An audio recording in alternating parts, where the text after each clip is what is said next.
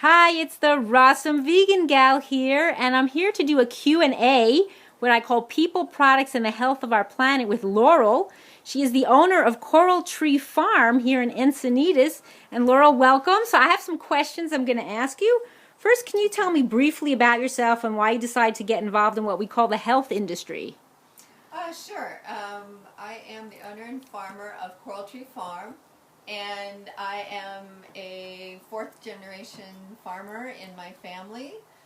We have been farming on this piece of land in Encinitas since the 1950s, and my parents had purchased it from one of the original farmers in this area. So we take our agricultural love and business very personally and work very hard to provide clean, healthy, local food to families that live near our farm. Great, and I see we're in this little cottage type setting, and you have some items here. You want to just show us what it is you're selling. Besides you sell fresh produce, I understand, and this is also some other items. So why don't you come around and show us some of the things that you're selling here? Sure, I'd love to. First, let me show our new seed line. I'll get a close-up on that so people can see that. That we are producing here. We grow all of our own heirloom seeds on site, and each year we're reaching better sustainability by growing and preserving our seeds. This also supports local small farm art because we have an artist on site who does all of these beautiful pictures by hand. This is watercolor that she does out in our farming, and then it ends up in her computer and she prints out the labels to our seed packages. So that's wonderful. So when purchasing seeds from us, not only are you supporting heirloom preservation, you're also supporting a local artist. So great. We love that. We appreciate that. Yeah, and what else? Is there other things that you also sell here? We are now offering our own jams and jellies and glazes. All of the products in here have been grown on site. Very nice. And we have a local artisan jam maker who lives in Leucadia. So she's just a couple miles from the farm, and she comes and picks up our produce and our herbs right on site. Great. And takes them home and makes them in her kitchen, and I have to say that they are delicious. Well, great. Coming from you, I guess you've tried them, so you know that they are. I've been lucky. I got samples. That's great. That's great. So an example of this one, this is called Triple Lemon, and it's got our Meyer lemons in it. It's got loquats, lemongrass, lemon balm, lemon verbena. Wow. So it's fully lemon. So it's fully lemon. That's wonderful. I like lemon. I'm a fan. Delicious. And then I see you have some other jars here. These are dried herbs it looks like. So we're drying. I'm going to get a close-up for growing people to and see drying that. our own herbs on site now. You can see them. They actually hang from the rafters. Oh, let's go up there and look. Wow, look how beautiful. So this is drying thyme and lemon balm. Very nice. We also grow lavender, and then after it's dried, we put it into little jars or bigger jars to sell. Very nice. To anybody who might want to make their own tea or spice it up at dinner. Great. And then this is actually one of our biggest efforts right here behind the glass Okay, let's doors. open that up. Oh, look how beautiful. These are a sample of the heirloom seeds we grew, and this is pretty much one season of preservation. Look at all that. That's beautiful. And many of these you don't find in a grocery store because the grocery stores love to do the heirloom tomatoes, but they really haven't gotten further into offering other heirlooms. So then with those you actually those are what you put in the packages and people buy the seeds. Yes, we tell our families that they are getting at least 95% heirloom varieties in their boxes, and that with our eggs makes them very excited. We have our own on-site free pasture chickens and ducks. Wow, very nice.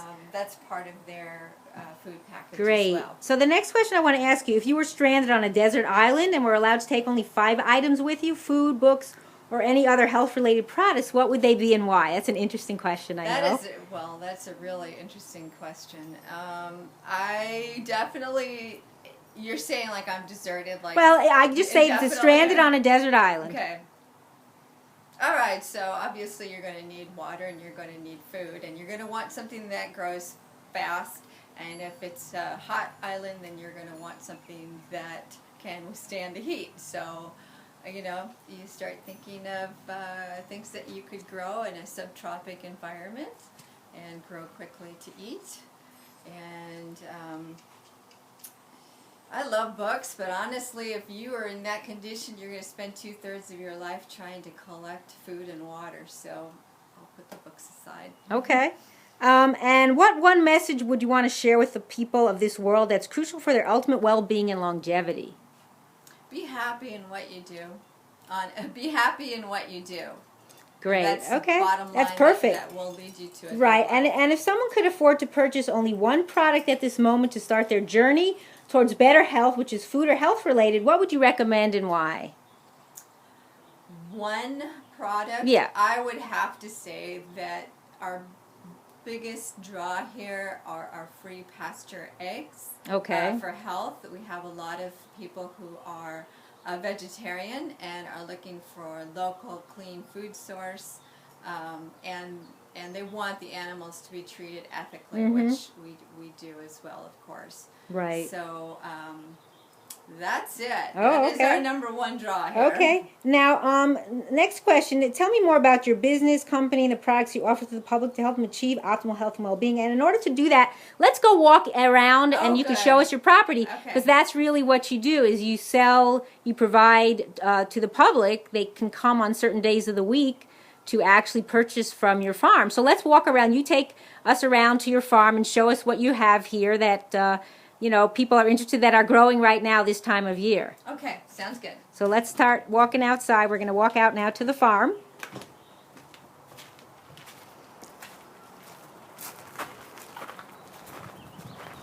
We might be getting a little bit sunny here, but we'll get as close as we can to the trees.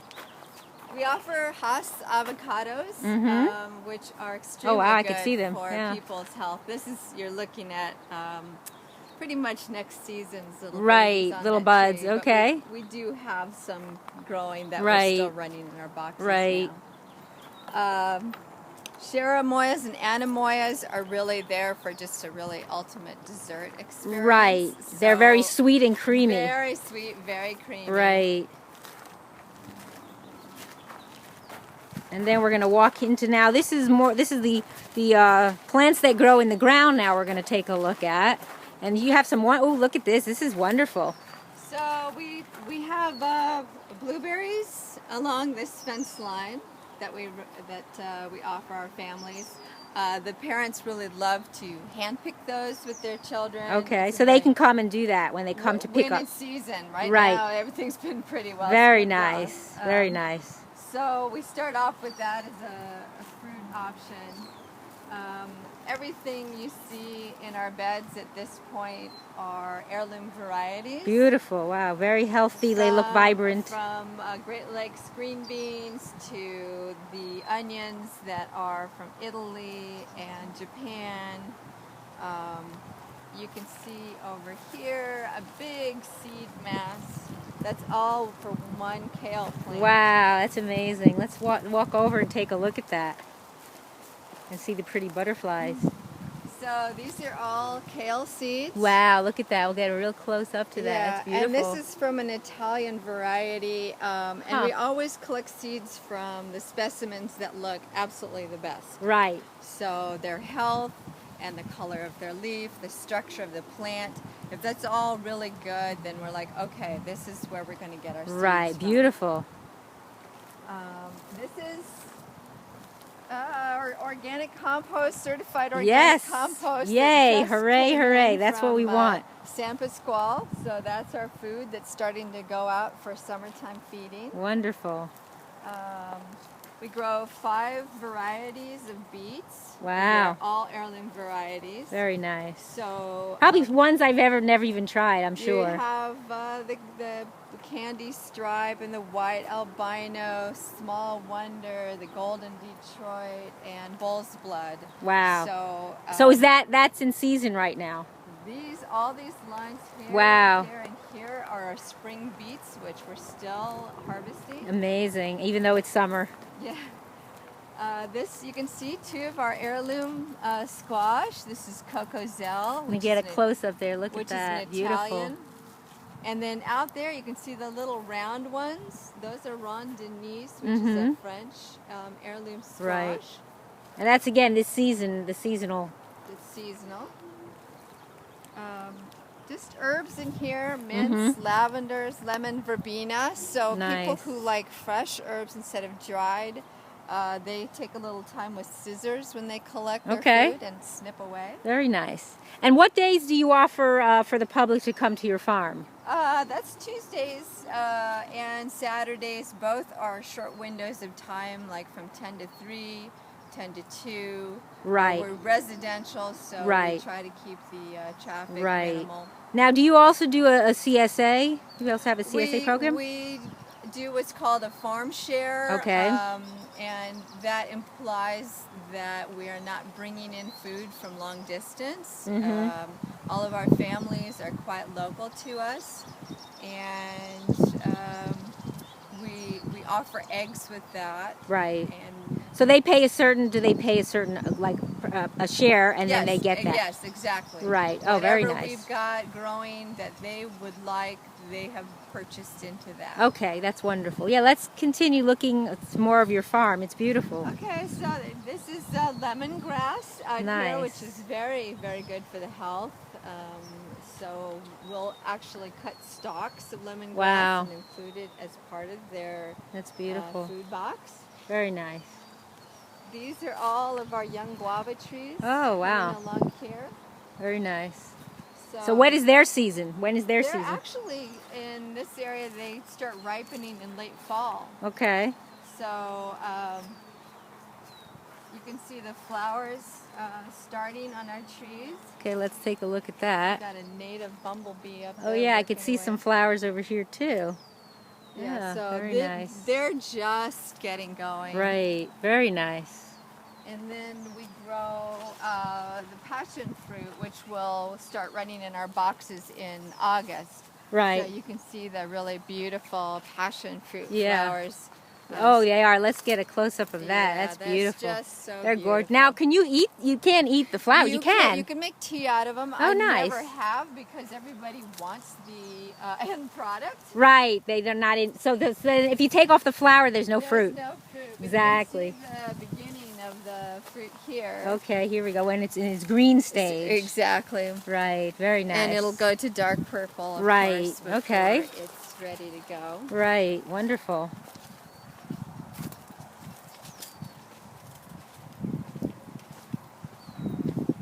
Okay. So what else are we gonna? Is there other things for us to look at? This is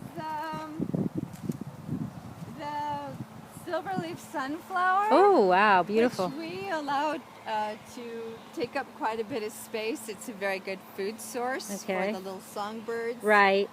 It's also quite rare. It's only found natively 3 places in the United States, and most of those are areas that are protected. A seed collector sent us 6 seeds a couple years ago. So this is what it is now. Beautiful. They love it here. So they have, so 6 seeds really grew to a lot more. 6 seeds. Beautiful. My first batch I actually put in our boxes and I had no idea what I was about to grow. Wow. So amazing.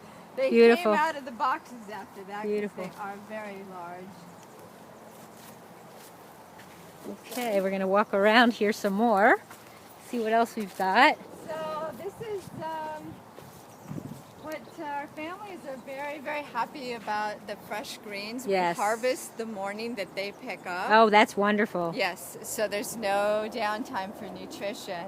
We harvest, they're in by 10, and these leaves make the most beautiful bouquets of fresh kale. Oh, they do. They're beautiful. Yeah, they're very healthy. And then I see you have some chard here, some more onions. Yeah, we just stripped out these beds. New stuff going on. Right. New stuff in there. I'm going to roam around here some more as I get the full tour. Yeah. And so do you. This is a Peruvian apple. Oh, wow. It's grows like a potato underground. Oh, is that interesting? So we're going to be going for their rhizomes. My first year of growing any of them, so I have no familiarity, but Okay. I've heard that they first taste like a potato, and then as they age on your counter, they will get sweeter and sweeter. Nice. So nice. I'll let you know about that. Okay, sounds good. And then here we have a bank of Armenian cucumbers. Oh, I love those. So our cucumbers are just starting. Yeah, I could see that. Wow, right beautiful. now. Beautiful.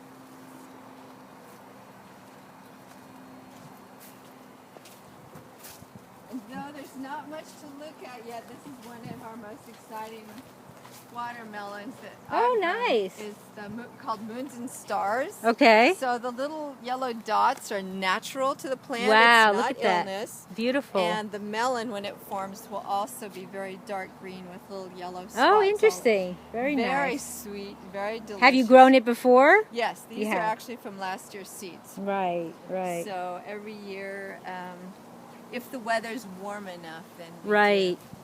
And then off there behind the safety tape, where that queen bee sign is, Right. we have a hive of bees Oh, wow, beautiful. that moved in about 4 weeks ago into a Okay. bee box all on their own. So you let them stay and do their thing. We're letting them stay and Right. do their thing. Well, I appreciate, wow, we really got a nice full tour, and I'm sure people will appreciate it. So just a few more questions to ask you. What are your hopes, aspirations, and dreams for the future health of the people and the planet? My hope is that everybody learns to grow some food and feels free to exchange it with their neighbors. I think it's really important for food to come out from the bar parameters and come back into our urban settings for the health Great. of the planet. And can you tell me who is your greatest hero and why? Oh, it took a long time to think. Okay, well, about if you that, had but, one, or if you one of them. Mother Teresa, Mandela. Okay. Yes, people that have basically put their lives on hold to help those around them. Right. And one final question, is there anything else you would like to share with the public that we didn't already talk about?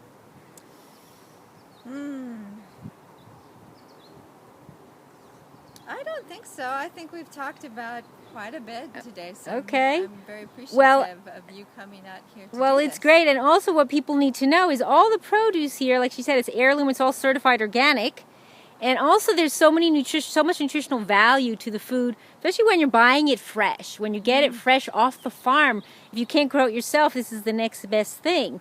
So, and I will also have a link below this video to the website, so you can check out the farm and all they do. And I know you sometimes have events here as well, so people can learn more about your services that you offer to the public.